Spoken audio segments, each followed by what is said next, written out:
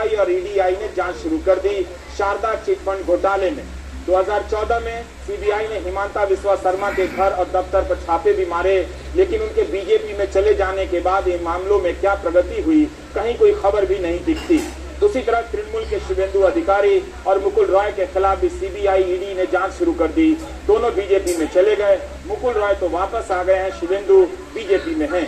यही नहीं, 2019 में ईडी ने आंध्र प्रदेश के सांसद वाईएस चौधरी के घर पर छापे मारे, संपत्तियां सील कर दी, लेकिन कुछ समय बाद वाईएस चौधरी टीडीपी छोड़कर बीजेपी में आ गए। यह तस्वीर तो अभी की है। पंजाब के पूर्व मुख्यमंत्री कैप्टन अमरिंदर सिंह बीजेपी में शामिल हो गए। बीजेपी में इनका स्वागत किरण रिजिजू कर रहे हैं, जो खुद कांग्रेस से बीजेपी में आए थे। अमरिंदर सिंह के बेटे रणिंदर सिंह के खिलाफ भी ईडी की एक मामले में जांच चल रही। 19 नवंबर 2020 को ईडी ने foreign exchange management act FEMA के मामले में पूछताछ की थी। रणिंदर सिंह भी बीजेपी में शामिल हो गए। लुधियाना कोर्ट ने ईडी को अनुमति दी थी कि वह मुख्यमंत्री अमरिंदर सिंह और उनके बेटे रणिंदर सिंह की आयकर की फाइल जांच सकती है। क्या अब भी कोई संदेह रह जाता है कि दल बदल और सरकार गिराने के पीछे जांच एजेंसियों की भूमिका केवल संयोग है? क्या माना जाए कि बीजेपी ने कांग्रेस या तृणमूल के सबसे ईमानदार नेताओं को अपनी पार्टी में लिया है? अनुराग द्वारी की इस रिपोर्ट को देखकर भी अनदेखा कर दिया जाएगा। कागजों पर जैविक खेती की ट्रेनिंग दे दी गई। आदिवासी इलाकों में किसानों के नाम पर कथित तौर पर लूट हुई। जैविक खेती के लिए ऐसे बीज दे दिए गए जो भारत सरकार की गाइडलाइन में ही शामिल नहीं हैं। रिपोर्ट देखिए। मेरे किसान के लिए, मेरे देशवासियों के लिए, ये धरती हमारी माँ है। हमने इस धरती माँ के स्वास्थ्य की चिंता की है।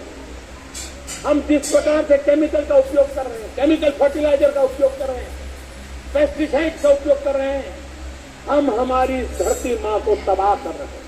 आइए, आजादी के 75 साल होने जा रहे हैं। पूज्य बापू ने हमें रास्ता दिखाया है। क्या हम 10%, 20%, 25% अपने खेत में ये केमिकल फर्टिलाइजर को कम करेंगे? हो सके तो मुक्ति का अभियान चलाएंगे। प्रधानमंत्री नरेंद्र मोदी हर मंच से जैविक खेती को प्रोत्साहन देने की बात कह रहे हैं, लेकिन जैविक खेती में देश में पहली पायदान पर खड़े मध्य प्रदेश में सब कुछ ठीक नहीं चल रहा।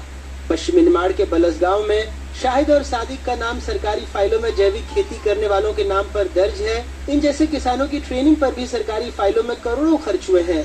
मध्य प्रदेश में 4 निजी एजेंसियों को इसका काम दिया गया था। हकीकत क्या है, इनसे ही सुनिए। नहीं, कभी नहीं सोचा, नहीं ना जैविक खेती करता हूँ। क्या करते हैं आप?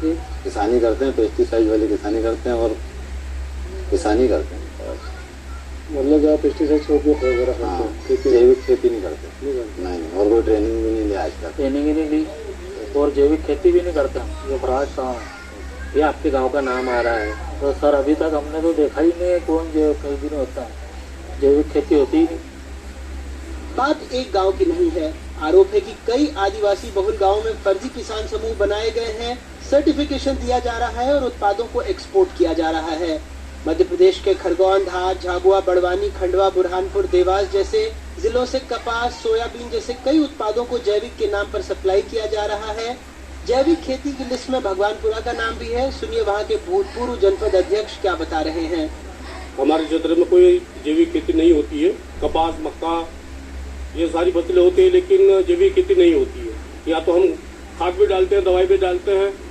जैविक खेती में खाद और दवाई डाली नहीं जाती है, लेकिन हम तो ये जैविक खेती नहीं होती, इसलिए हमारे एरिया में कोई जैविक खेती नहीं। और मैं पूरे भगवानपुरा में पूरे क्षेत्र में घूमता हूँ, इसलिए भगवानपुरा में मेरे को मालूम है कि कहीं पे जैविक खेती नहीं होती। इन संस्थाओं और कंपनियों के रसूख का अंदाजा इस बात से लगा सकते हैं कि प्रधानमंत्री कार्यालय में शिकायत और मध्य प्रदेश सरकार के 2 खत के बावजूद अभी तक इन्होंने कोई जवाब भी नहीं दिया है।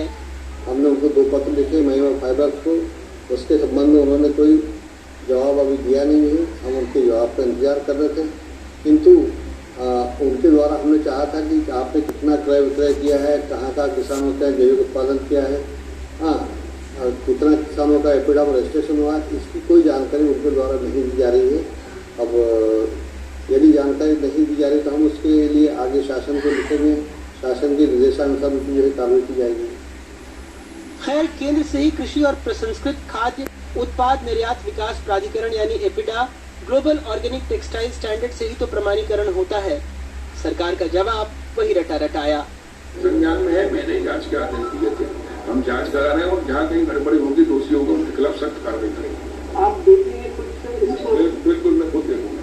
और ये जो प्रशिक्षण की बात आ रही है, खास करके आदिवासी किसानों के खरगोन और पूरे बेल्ट में, जो केंद्र सरकार से पैसा भी ले रहा है और किसी तरह का कोई प्रशिक्षण नहीं दिया जा रहा है, उसके लिए भी मैं उसकी भी जांच करा रहा हूँ। 2020-21 में भारत से 8,88,179 मीट्रिक टन जैविक खाद्य सामग्री का निर्यात हुआ, यानी 7,078 करोड़ रुपए का निर्यात। मध्य प्रदेश की इसमें हिस्सेदारी 5 लाख मीट्रिक टन थी, यानी 2,683 करोड़ रुपए का कारोबार। प्रधानमंत्री हो, मध्य प्रदेश के मुख्यमंत्री या फिर कृषि मंत्री, सबकी जबान पर एक ही बात है, जैविक खेती। लेकिन जिस तरह से जैविक खेती के नाम पर सरकारी तिजोरी को लूटा जा रहा है और किसानों को छला जा रहा है, वो अपने आप में बेहद संगीन है। खरगोन से अपने सहयोगी आसिफ खान और भोपाल से कैमरा पर्सन रिजवान के साथ अनुराग तिवारी, NDTV इंडिया।